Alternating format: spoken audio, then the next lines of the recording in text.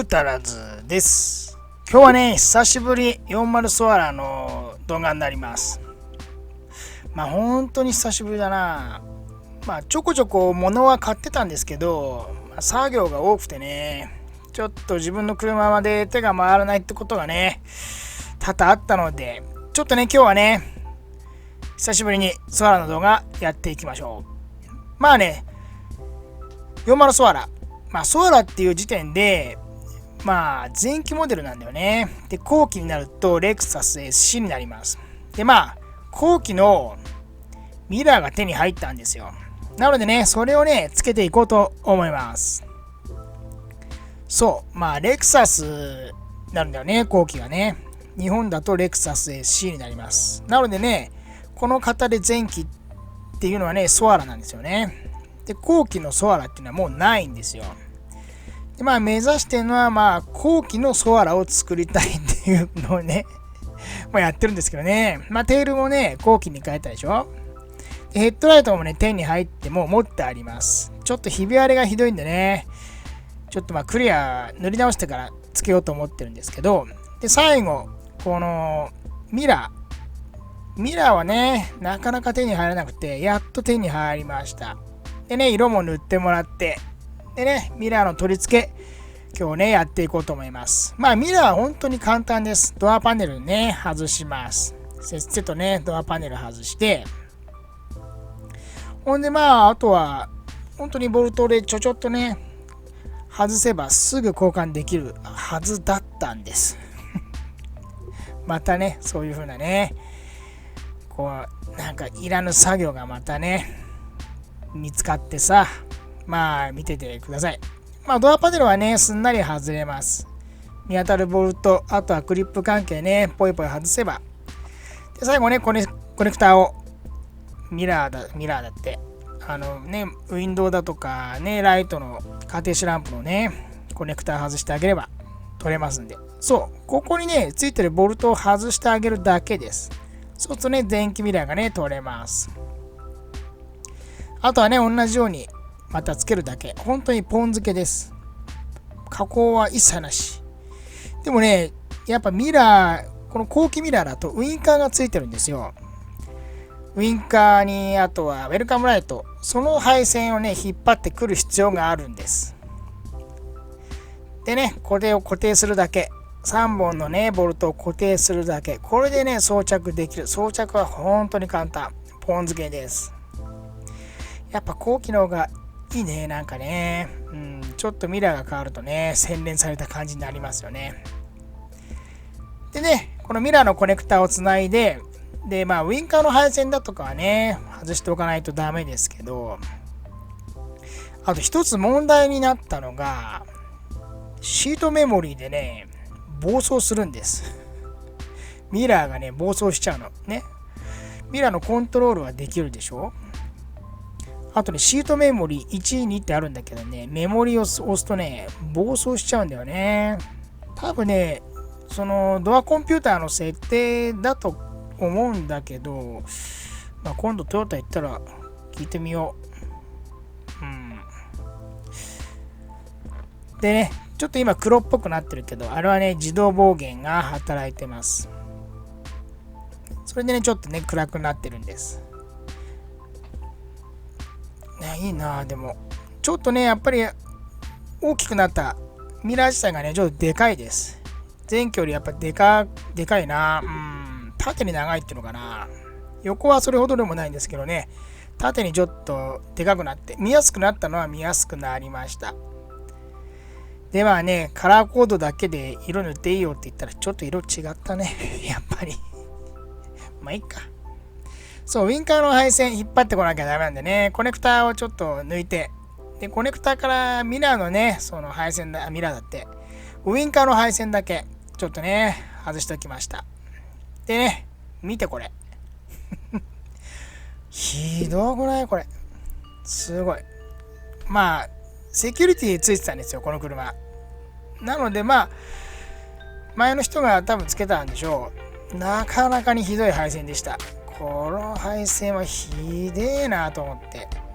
あのエレクトロタップ見て、1本の配線からあのエレクトロタップ取ってますからね。こんな取り方。久しぶりに見たな、こんなの。これは本当にひどかったな。本当に。で、まあ、綺麗にしようと思ったんですよ。まあ、セキュリティせっかくついてるんでね、綺麗にしようと思ったんだけどね、もうここまで来ちゃうとね、こうなります。取った。取りました。見えてこんなにエレクトロタップ使ってたんですよ。いやいや、こんなんだったらね、セキュリティの心配より車燃える方が心配だなと思ってね。なのでね、取りました。で、あとはね、ついでに買ってあったブリッツの R ビット DS、これをね、つけます。本当はね、HKS のキャンプ2も買ってあるんですけど、そっちはアリストにつけようかなと思ってたんですよ。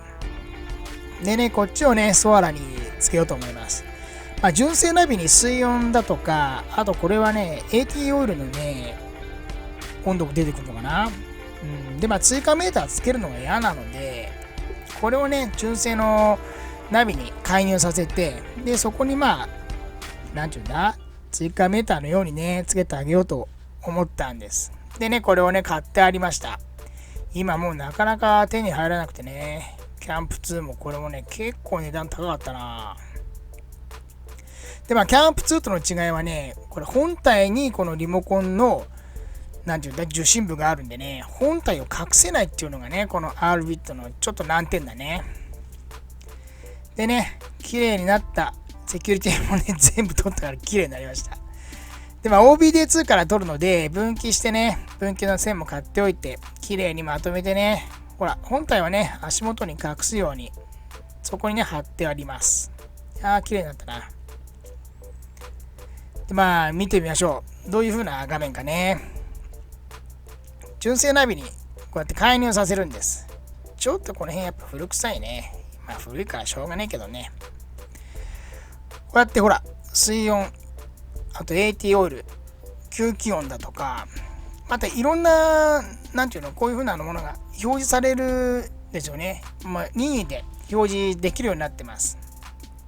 で、まあ追加メーターのようにつけようと思って、まあ欲しかったのは、この水温と、あと AT のオイルとか、本当はあと油温計もあればいいんですけど、いや、そこまでいらんなと思って、この車。だからこれぐらいでいいかなって思ってます。いいね、これぐらいで。まあ、本当は、あれだな、オイルクーラーだって。油温も見たいな、やっぱりな。水温、油温はやっぱ欲しいな。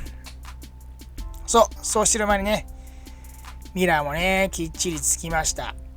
いや、本当にかっこいいな、後期ミラー。あとね、もう、ヘッドライトだけ変えればね、後期のソアラが完成するかな。で、エンブレムはね、やっぱソアラのグリフォンが気に入ってるんで、エンブレムはね、そのままグリフォンをつけたままで、後期仕様のね、ソアラを作るっていうのが、まあ、この車ではね、目標なんです。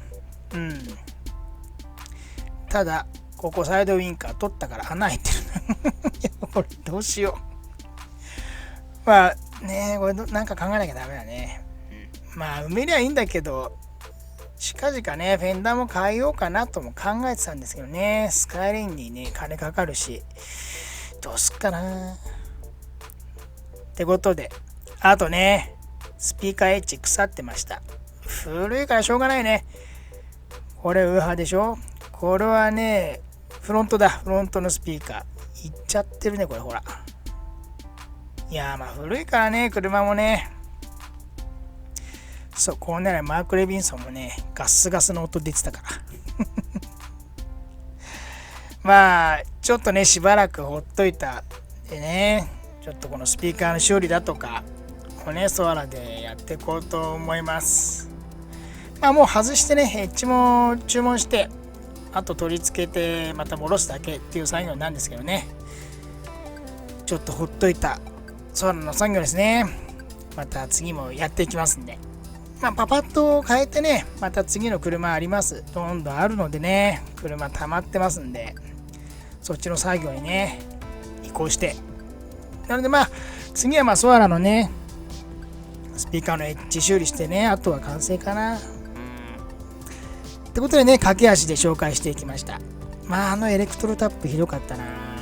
あそこまで、なんていうのかな、ごちゃっとやっちゃうと、セキュリティ云々よりも車燃える心配もあるので、あそこまでエレクトロタップ使うとね、やっぱ良くないです、あれはな。ってことでね、取っちゃったんですけど、次はね、ちょっとスピーカー位置の修理やっていきたいと思います。